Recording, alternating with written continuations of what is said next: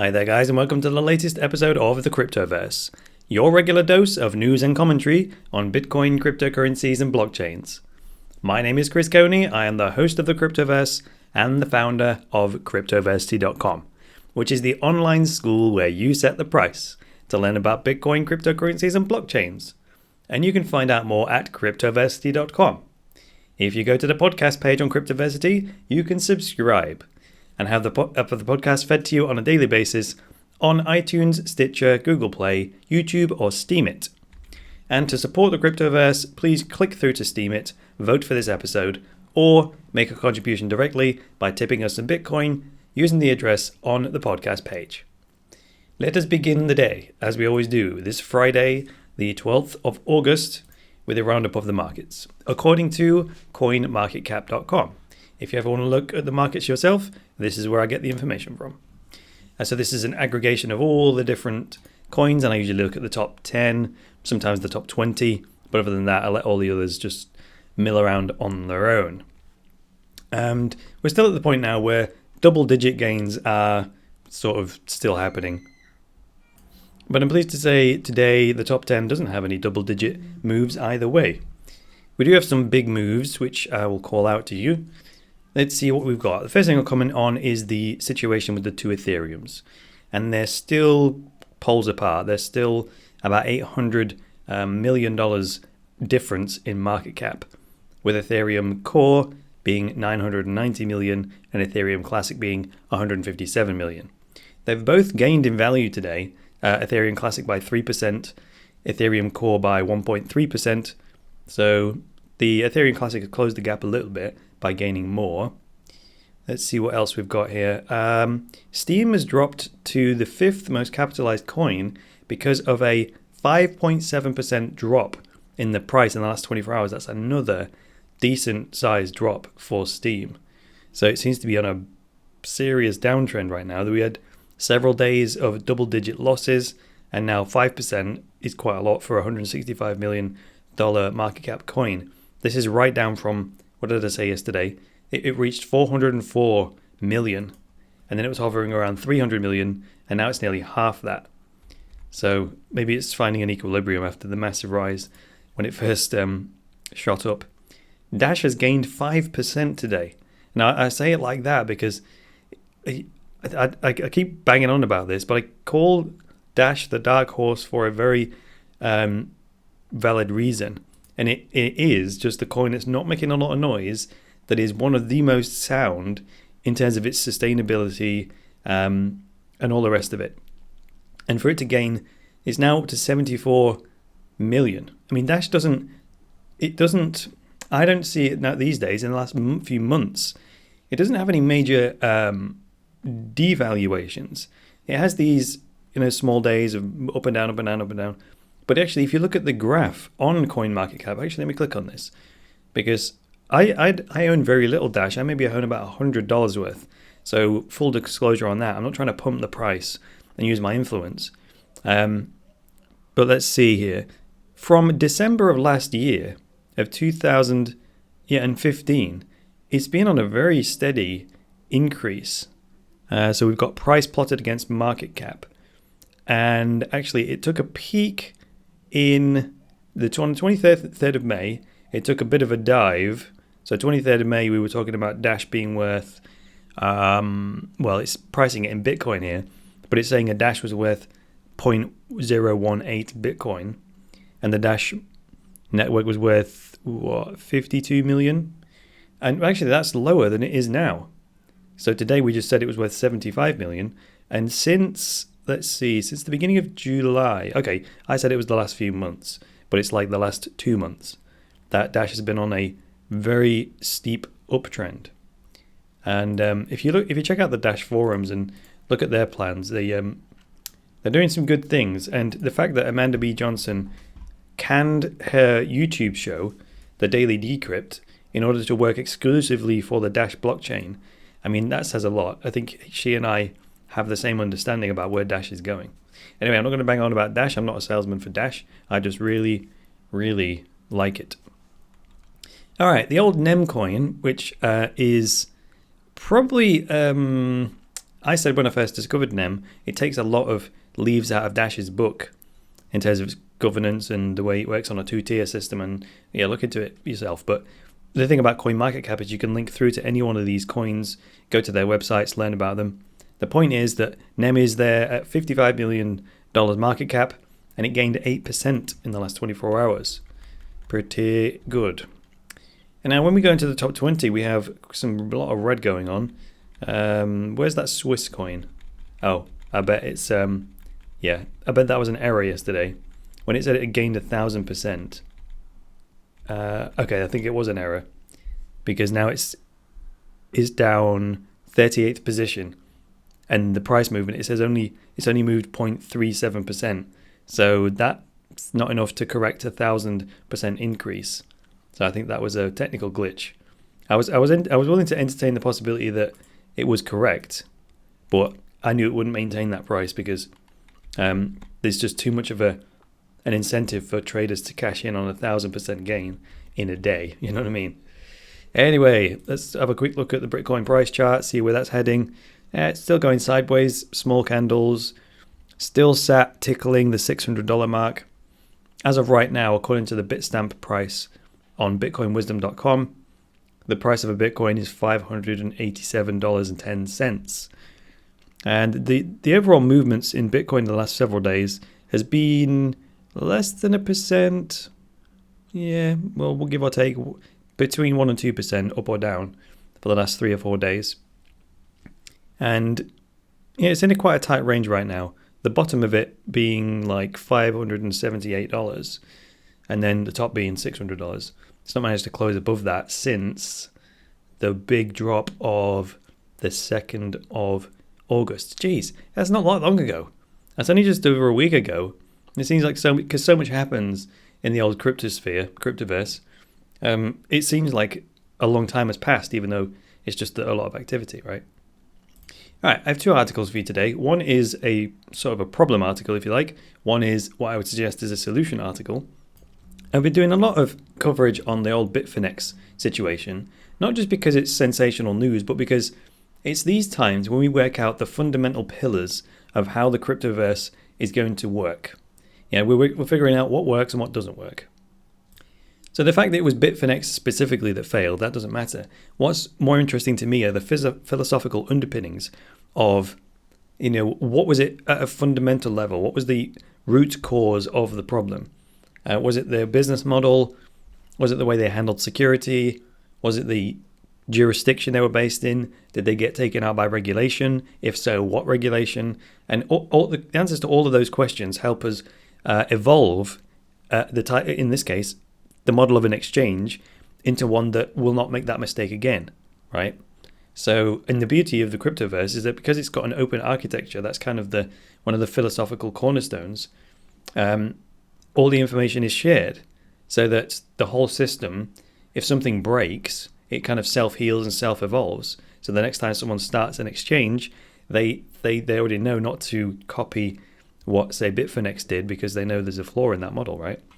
And that's how the whole Cryptoverse evolves and it becomes more resilient over time. Okay, so this article is about Cryptsy, which is another exchange that failed. It was quite a popular one by all accounts. I never used Cryptsy myself, but I frequented their site to check their numbers and whatnot.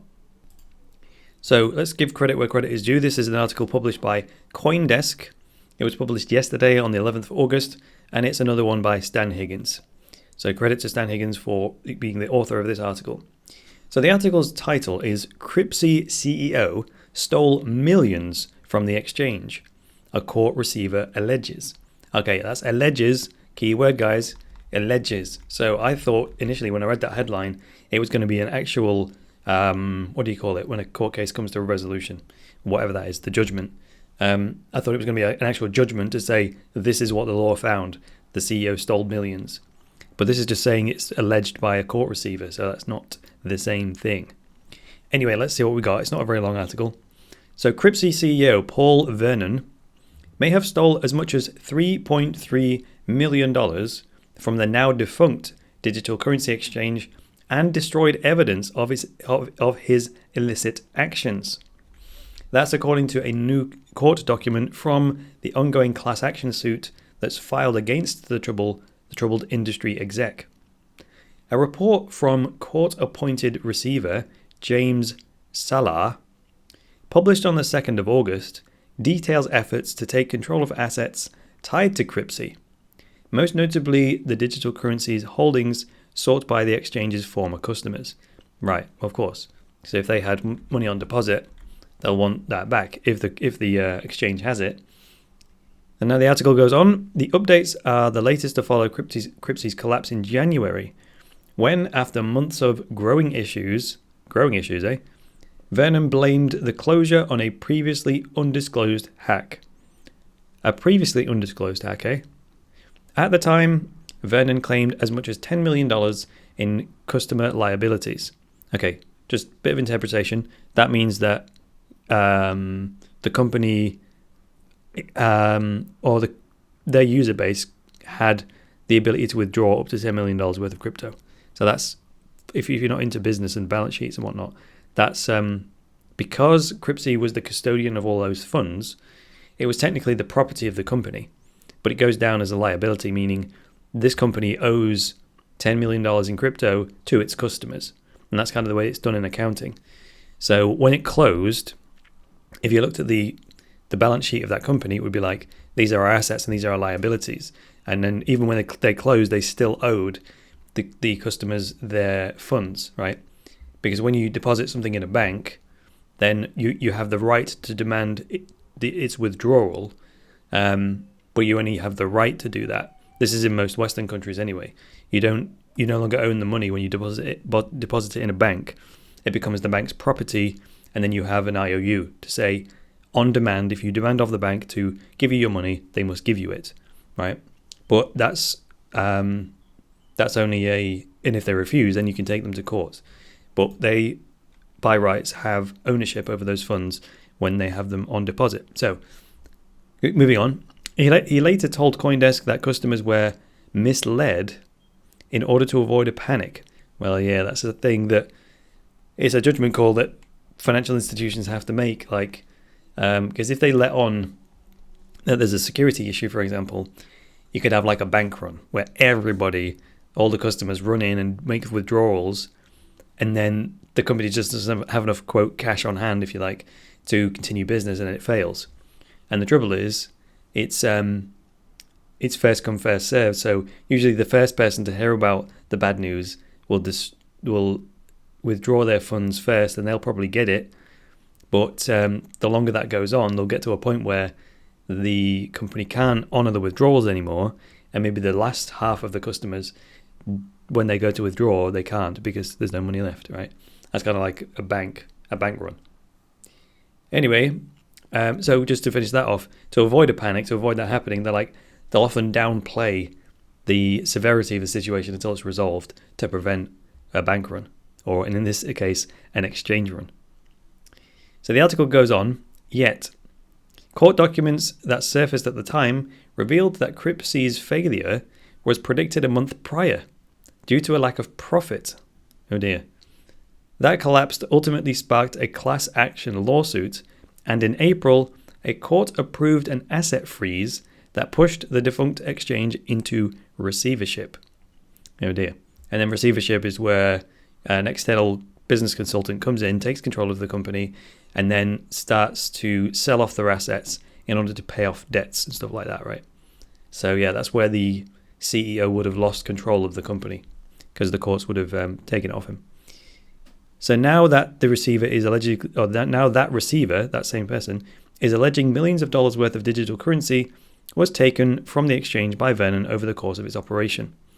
That's another thing. So as soon as this external consultant comes in the UK we call it the official receiver, then or the what do we call it? Yeah, I think we call it the official receiver. So he'll take over accounting duties, and that's the point where if the company went into receivership because of bad practice, they'll spot irregularities in the accounting system, which is kind of what sounds like happened here. So Salah alleged, quote, during that period of 2 years and 7 months, Vernon transferred and converted over 100 bitcoins into currency in the amount of $3.3 million. That $3.3 million plus was deposited into Vernon's and his now ex-wife's joint bank account. Oh dear. And that's the end of the quote. So this amount included roughly $2.2 million in Bitcoin sold by way of Coinbase and more than $600,000 in various digital currencies liquidated via other exchanges like Bittrex, BTER, and CEX.io, according to the documents. Vernon did not immediately respond to a request for comment. Well, where is this guy? Here's the question. So, evidence destruction alleged. One of the more notable elements in the report is that the allegation that in April, either Vernon or someone acting on his behalf moved to delete critical information from servers tied to the company.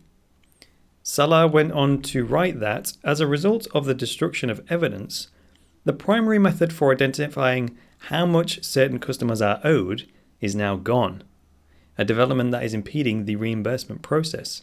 Well, I imagine so. If the ledger, the record, the database of all the account names and how much their account balance is, that would be the easiest way to figure out who needs paying how much, right? But it's saying that they destroyed that. And what would be the legitimate reason for doing that? I don't see that there is one. So there's another quote here. It's not available for me to properly replay the victims and determine the full extent of Vernon's misconduct, the document reads. The situation presents a higher risk of fraudulent claims, Salah indicated. Well, that's true, because what that means is that people who weren't customers of Cryptsy or were customers might claim they had more money in their account than they actually did, and there's no way for Cryptsy to prove that that's not true. I remember one time when I was in a casino playing blackjack, and the dealer made a mistake, and she miscounted so she was dealing her own hand, miscounted it, said she had 21, and she actually bust. But before anyone had a chance to do anything, she started to sweep up all of the chips off the table and started to sweep up all the players' cards until one of the other players pointed out, "Excuse me, you've got 22, you bust." And she looked at him and went, "Oh no." Because then she had this big pile of chips and couldn't remember how much each person had bet, and also couldn't actually verify who had bust and who hadn't from the players because she'd scooped up all the cards. So she had to just, trust the players, and the players said, "I had 10 quid on there and I had £20 on there." She had to pay out, because how was she going to prove that wasn't true? And considering she made the mistake, she didn't really have any legs to stand on. Now, they could have looked at the security footage, of course, but in the moment, it was probably more important that the table continued to make money than take it offline to check the footage. So that was a story that just came to my mind just then when I read that. So further complicating matters is the apparent commingling of customer funds into larger wallets. Quote, confirming account holder information from the account holders themselves will be much more difficult, time-consuming, and ripe for fraudulent claims. But my team and I are prepared for the challenge, he wrote. So some Cryptsy funds have been obtained. Former customers hoping to recoup at least a portion of their account may be in luck, however. According to Salah, he has been able to secure digital currency holdings previously controlled by Cryptsy, some of which were related to blockchain movements spotted by former customers.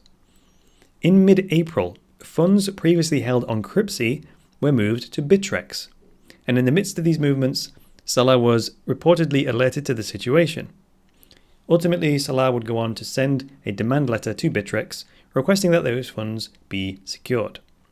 Salah wrote, here's a quote, that rhymes, after several verbal and written discussions with Bittrex, including several comprehensive sets of tracing analyses regarding the coins that Bittrex had frozen, Bittrex agreed to transfer the frozen coins, which included Unobtainium, Arccoin, Digibyte, Netcoin, Positron, Startcoin, and URO,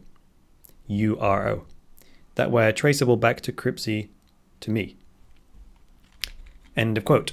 All told, more than $700,000, denominated in 40 different digital currencies, has been taken into possession, Salah wrote. This was in addition to just $25 from a Coinbase account previously under the control of Cryptsy. The full receiver's report can be found below. And then they give a link. It's actually embedded into the article from the United States District Court, Southern District of Florida, case number, blah, blah, blah, blah. And it lists everything in there. Yes. Notice of filing receiver's second report. It actually lists the company who's acting as the official receiver. I know they don't call it that in America, but it lists the company and the person's name and etc., etc., etc. Patrick Rengistil, Esquire. Yes. And wow, it's a big document. It's 238 pages. And it's hosted on Scribd. How very nice. So let me whip over to the second article. It's a short one. So that's the problem. The problem we're having here is that exchanges are being built based on the old financial paradigm of centralization. Exchanges are almost acting like banks. Yeah, because they're having custody of customers' funds, and they are at the mercy of the same types of attacks. The difference is that banks have been around for a long time. They're way more profitable than these cryptocurrency exchanges, and they have spent way more money on security. Okay, so by comparison, these exchanges are, I would say, they're amateurs unless they've got banking expertise on the board of directors, but they're amateurs by comparison. Not just because they're inexperienced, it's just because this model, we don't have a track record about building digital currency exchanges. So these mistakes like Cryptsy failure and the Bitfinex failure and this stuff, this is where we're learning what doesn't work, which the banking system had to go through when it was conceived. Anyway, so that's the problem. I think it's a fundamental way that we're structuring it. We're using old financial paradigms to build financial institutions. So what's the solution? This second article comes from the Cointelegraph, and it says the Jaxx wallet is to integrate Dash.